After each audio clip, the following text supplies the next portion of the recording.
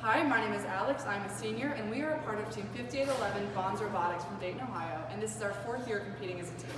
Hi, my name is Paige, and I'm a freshman. Our name Bonds stands for Meeting Opportunities for Dayton students. Our mission is to bring students together from across the Dayton community and to help them learn from real-world professionals.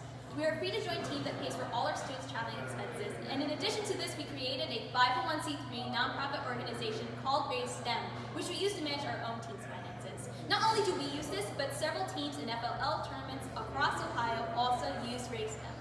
Hi, my name is Sam, and I'm a freshman. We're very proud of our diversity, with our students coming from over 12 different high schools and homeschools, and within our team we speak over 11 different languages, which makes it really easy to communicate with teams from all over the world.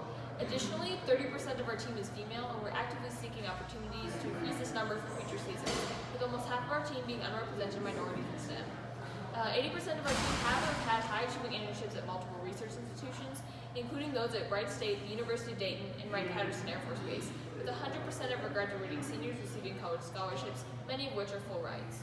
We also have over 30 different partners this year, and one of our biggest partners is the University of Dayton, which has supported us since the very beginning. We also have a newer partner called RDIF, which is a manufacturing company on Wright-Patterson Air Force Base. Not only did they help us learn real-world machining skills, but they also sent some of their employees to our preliminary design review and our critical design review. But just the way we obtain some of these partners is something that we like to call the 5-company rule, in which each student has to talk to at least 5 companies before they can travel the competitions. And just throughout the past 4 years in outreach, we've reached over 50 million people, spanning 100 events over 7,000 hours. We love connecting with our community through the news, though, as well. We've spoken in five live interviews, 3 times in different news stories, and over a dozen times just in local newspapers. We also love speaking on the radio. We've spoken 2 times on WYSO for an audience of about 2 million people worldwide, and we spoke on the Gem City podcast for an audience of about 2,000 people more local. But no matter the size of an event, if we're able to help one person get more connected with FIRST, we've done our job. But by far, our biggest outreach event has been with BBC Horizons at the 2016 St. Louis Championship. BBC came to that championship with the intention of filming an episode all about FIRST, but after they met with our team after a match, they decided to make the episode all about bonds and the impact we've had on our community and through FIRST. One of our more impactful outreach events was at the National Ham Radio Convention, where we spoke on air about bonds, the impact we've had in our Dayton community, which reached an audience of over 30,000 people. Additionally, after our last regional, we decided to run the first ever entirely student-run FIRST event, the Bonds Invitational, in addition to volunteering in other events over the summer, all in collaboration with other teams. And another big impact we've had on our community is through the Bonds Opioid Project. Dayton actually has over 2 times the national average of opioid-related deaths, a statistic that we're not willing to let continue. After speaking with medical professionals like doctors and pharmacists, we created a flyer that warns people of the dangers of opioids even though they're coming from your doctor. We're working with local government to make it mandatory for doctors and pharmacists to show patients the flyer and seek out other methods of treatment. We've also attended several outreach events at the National Air Force Museum in the summertime. This is a great opportunity for us to not only talk about our mission, but to spread the message of FIRST to people from all across the world. And through events like FIRST Lego League camps in the Air Force Museum, we've actually been able to start over 130 different FIRST teams. 7 of these were FIRST Lego League teams at Dayton Public School, which is right in our backyard, and they're so dear to our hearts. Dayton Public School is unfortunately a very low-income school and does not have almost any access to STEM. These teams, we've seen so much growth in the students participating that we're finding more funding to double that next season. And we've also worked closely with many teams across Ohio. And some of the teams that we worked closest with are Pyrobotics, which we helped to run an FLL tournament with.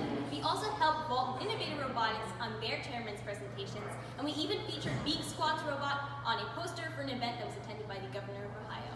And one of the most memorable events in our team's history involved Team 48, the Mahoney Valley competition, an off-season event.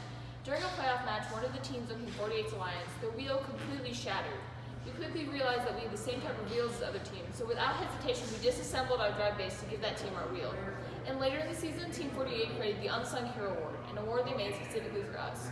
We greatly cherish this award, and we feel it's a great symbol of how important great professionalism is to our team. But on a serious note, our impact does not just stop with robotics. In 1994, there was a genocide in Rwanda, a small country in Africa. Over 1 million people were killed, and 2 million refugees were scattered throughout the world, many of which were sent to Dayton. When the families arrived in Dayton, I knew they'd have a lot of challenges, mainly due to the fact that they spoke very little English. One of the first problems they faced was the school system. Since parents weren't able to communicate with teachers, their students were placed according to age and not their ability. So a 13-year-old who grew up in a refugee camp would be placed in an 8th grade algebra class. Obviously this wouldn't work. So we reached out to Anoe Mohansi, the Dayton Refugee Coordinator, to do what we do best, bring opportunities near Dayton students. We set up an after-school program for the kids to come in and learn not only just different school subjects, but to help teach them English, computer skills, help them study for their driver's tests, anything they could possibly need help with. But we never expected how far this opportunity would take us. We're now working with parents, teaching them English, helping them study for the citizenship test, helping them land job interviews. We got a local food bank to sponsor us, and now every family that participates with us gets to take a meal home with them, which is something we are so proud of. And just this season alone, even throughout build season, we've spent 150 hours working one-on-one with these kids. We've seen an 80% increase in their overall GPA, which is crazy.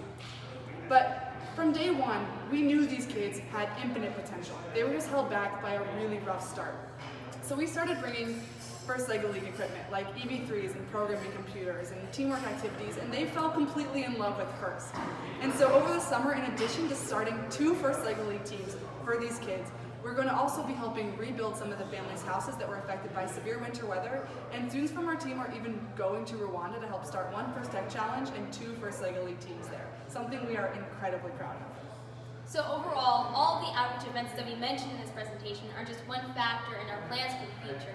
The first of which is to increase STEM opportunities at local schools. Second is to start and mentor new First teams. Third is to work closely with local organizations in Ohio. Fourth is to find and share resources with other First teams. Fifth is to promote diversity and inclusion. Sixth is to practice gracious professionalism in everything we do. And seventh is to make a mark on our community and leave a bond's legacy behind. Nous sommes une famille unissant notre passion d'hospiter de autres. Difundir First System nesta comunidade. Na Kurindura isi and Bula Kandian Kunda. Woman sure bonds. We are boss. Thank you very much. Do you have any questions?